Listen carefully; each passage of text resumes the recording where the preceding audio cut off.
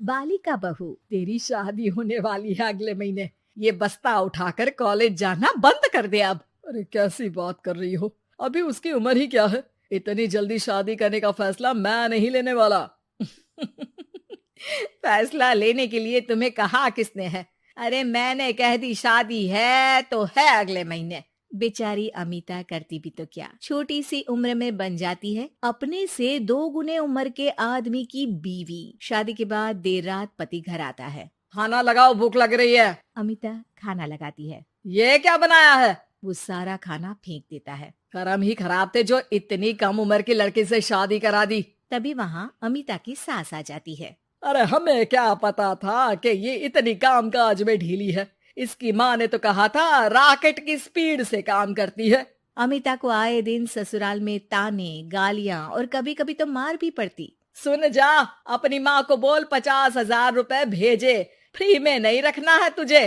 अरे मेरी एक आंख का ऑपरेशन भी तो करवाना है।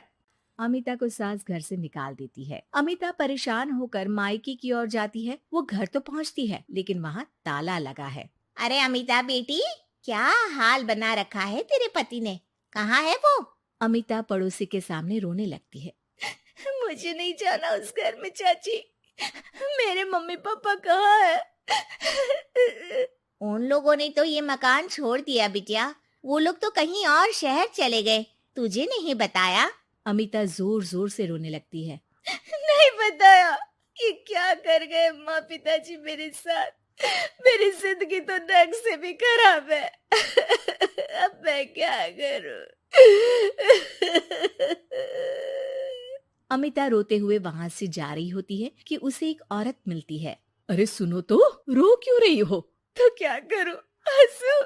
अमिता उस औरत को अपनी सारी कहानी बताती है। देखो, मेरा सिलाई का काम है। अगर तुम चाहो तो मेरे साथ ये काम कर सकती हो। बदले में मैं तुम्हें रहने की जगह, खाना और 1 दिन का 100 रुपया भी दूंगी।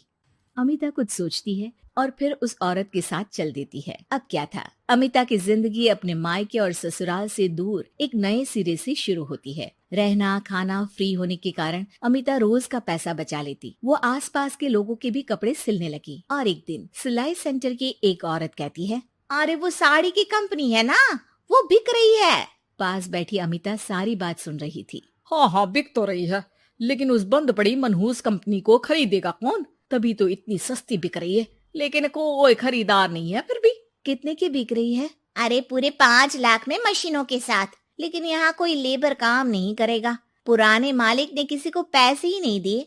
उन लोगों ने कहा है कि जो नया मालिक आएगा वो लोगों को पैसा देगा। 5 लाख। अमिता घर आती है और अपने पैसे गिनती है। पूरे 3 लाख। अमिता सिलाई सेंटर वाली उस औरत के पास जाकर कहती है, चाची, मैंने इतने साल की कमाई में ये पैसे जमा किए हैं। पूरे 3 लाख है। वो बंद साड़ी की फैक्ट्री मैं खरीदना चाहती हूँ। अरे अमिता, पागल हो गई हो क्या? वो 5 लाख की बंद मनहूस फैक्ट्री खरीदेगी, फिर लेबर का बकाया पैसा देगी, और वो फैक्ट्री चलेगी कि नहीं ये भी कोई नहीं जानता। लेकिन अमिता नहीं मानती। वो उस औरत से कहती है कि वो उस फैक्ट्री को खरीदना चाहती है और खरीद कर ही रहेगी। औरत भी अमिता की मदद कर देती है और फिर अमिता के नाम एक साड़ी फैक्ट्री हो जाती है। शुभारंभ वाले दिन अमिता लेबर से कहती है, मैं इस फैक्ट्री को दोबारा खड़ी करना चाहती हूँ। आप लोग इसमें माहिर हैं। मैं नहीं जानती कि पहले वाला मालिक के काम करने का क्या तरीका था, लेकिन मैं अपनी योजनाओं के साथ आई हूँ। मेरे पास आप लोगों को देने के लिए अभी तो पैसे नहीं है, लेकिन मैं वादा करती हूँ 3 महीने में आप लोगों के पैसे ब्याज सहित आप लोगों को दे दूंगी। और ये क्या बात होती है? हम सारा दिन फिर से काम करें और पैसे ना मिले तो हम खाएंगे क्या? सिर्फ 3 महीने की बात है। वैसे भी आप लोग बिना काम के यहाँ नए मालिक के इंतजार में बैठे ही थे। मैं काम करना चाहती हूँ और 3 महीने में सारे पैसे देने का वादा भी करती हूँ। लेबर आपस में सलाह करते हैं और अमिता की बात मान लेते हैं। सिलाई सेंटर से मशीन, सिलाई और कपड़े के ज्ञान में माहिर हो चुकी अमिता सभी के साथ मिलकर खुद काम करती। शहर और दूसरे शहरों में घूम घूम कर साड़ी का डिजाइन दिखाती और ऑर्डर लेती। अमिता को कई जगह से ऑर्डर आ जाते हैं। कई लोग उसके काम को सराहते तो कई आलोचना भी करते। अरे बड़े बड़े व्यापारी बैठे हैं, यहाँ तू कहाँ टिकेगी? लाओ दिखाओ कैसी साड़ी बना रही है तुम्हारी फैक्ट्री। अमिता उन लोगों को साड़ी के डिजाइन दिखाती है कि तभी वहाँ व्यापारी की बीवी आ जाती है। हाय रे, कितनी प्यारी साड़ी है ये। बड़ी महंगी लगती है, मेरे लिए ले लो ना जी। और हाँ, अपनी दुकान में भी रख लो इसे, बहुत बिकेगी मैं कहती हूँ। अमिता मुस्कुराती है। अरे सेठ जी, बड़े बड़े व्यापारियों से नहीं, पर अच्छी डिजाइन और क्वालिटी से बाजार में चलती है। अब बताओ कितने का ऑर्डर है आपका? धीरे धीरे अमिता का आत्मविश्वास और बढ़ता है। बड़े बड़े ऑर्डर्स के लिए वो खुद लेबर्स के साथ मिलकर सारा दिन सारी रात काम करती। और फिर वो दिन भी आ जाता है जब अमिता को लेबर को पैसे देने होते हैं। मैं आप लोगों से 3 महीने बाद आज के दिन ये बात करना चाहती हूँ कि मैंने जितने पैसे देने की आपसे बात की थी उतने मैं नहीं दे सकती। हम लोग जानते थे कि पर आपकी कंपनी तो फायदे में है, फिर हमारे पैसे क्यों नहीं देंगी? मतलब आप लोगों के बकाया पैसे, ये 3 महीने के पैसे और ब्याज के साथ मैं आप लोगों को 10% का मुनाफा भी दूंगी। सभी खुश हो जाते हैं। मेरा कोई परिवार नहीं है, लेकिन दिन रात आप लोगों के साथ काम करके मुझे आप लोगों में ही अपना परिवार दिखता है।